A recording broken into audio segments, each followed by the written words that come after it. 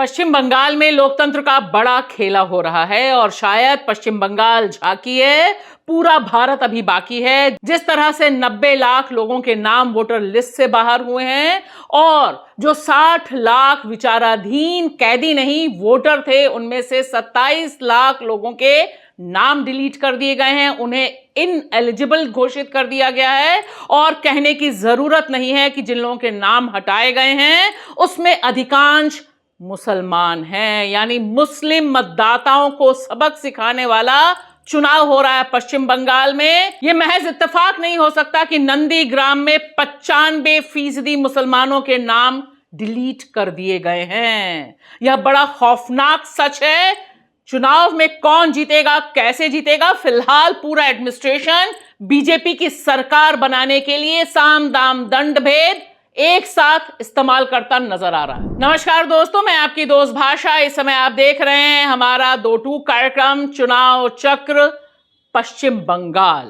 पश्चिम बंगाल में 23 और 29 अप्रैल को यानी कुछ ही दिनों बाद वोट पड़ना है और उससे पहले जो तस्वीर आ रही है वह सबको डराने वाली है, क्योंकि दरअसल यह साबित हो रहा है पश्चिम बंगाल के इन चुनाव में कि लोगों को देश के कॉन्स्टिट्यूशन ने, देश के संविधान ने, बाबा साहब भीमराव अंबेडकर ने जो वोट डालने का अधिकार दिया था उससे कैसे महरूम किया जा सकता है, कैसे नाम डिलीट किए जा सकते हैं।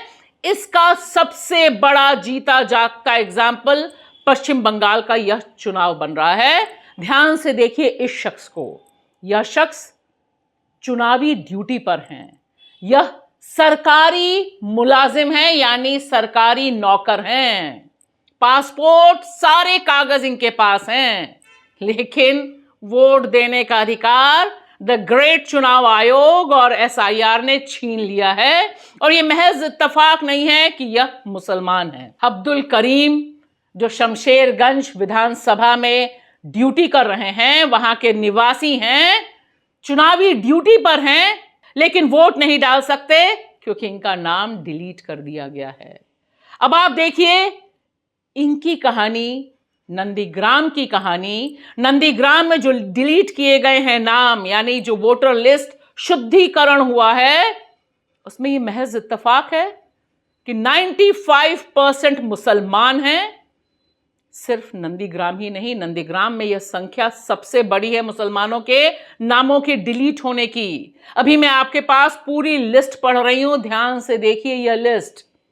इस लिस्ट से पता चलता है कि पश्चिम बंगाल में भारतीय जनता पार्टी की सरकार बनवाने के लिए किस तरह से मुसलमानों के नाम डिलीट कराए गए। और सिर्फ इतना ही नहीं, एक नया एग्जाम्पल सेट हो रहा है कि कुछ भी हो जाए लेकिन सुप्रीम कोर्ट कुछ नहीं कर सकता है, कुछ नहीं करने को तैयार है, क्योंकि वहां के चीफ जस्टिस समेत बाकी जज कह रहे हैं अरे इस बार वोट नहीं डाला तो क्या हुआ, अगली बार डाल देना, और तब भी नहीं डालो तो क्या हुआ, मत ही डालना। अब ध्यान से देखिए यह आंकड़ा बहुत बड़ी पोल और बहुत बड़ी सच्चाई को हमारे सामने रख रहा है। पश्चिम बंगाल में 60 लाख वोट विचाराधीन वोटरों में, यानी जिन पर डिसीजन लेना बाकी था, उसमें डाले गए थे। उसमें से 27 लाख को कहा गया कि वे इस बार वोट नहीं डाल सकते। अब थोड़ा ब्यौरा देखिए। नंदीग्राम का हमने आपको ब्यौरा बताया। 95% मुसलमान लिस्ट से बाहर हैं, लेकिन मुर्शिदाबाद में 4.55 लाख मतदाताओं को इस नॉन वोटर लिस्ट में डाला गया है। नॉर्थ 24 परगना से 3.25 लाख वोटर इस लिस्ट में डाले गए हैं।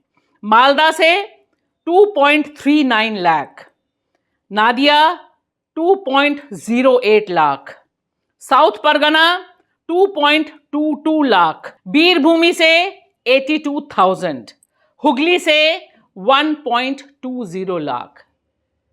ये बात अपने आप में बहुत इंपॉर्टेंट है। और देखिए किस तरह से मतदाता लंबी लंबी लाइनों में लगे हुए हैं। बसीरहाट विधानसभा, यहां पर सिर्फ 3 बूथों पर 700 से अधिक नाम डिलीट कर दिए गए और इस तरह की तस्वीरें, वीडियोस रोज आ रहे हैं। पश्चिम बंगाल से टोटल 90 लाख से अधिक वोट काटे गए हैं।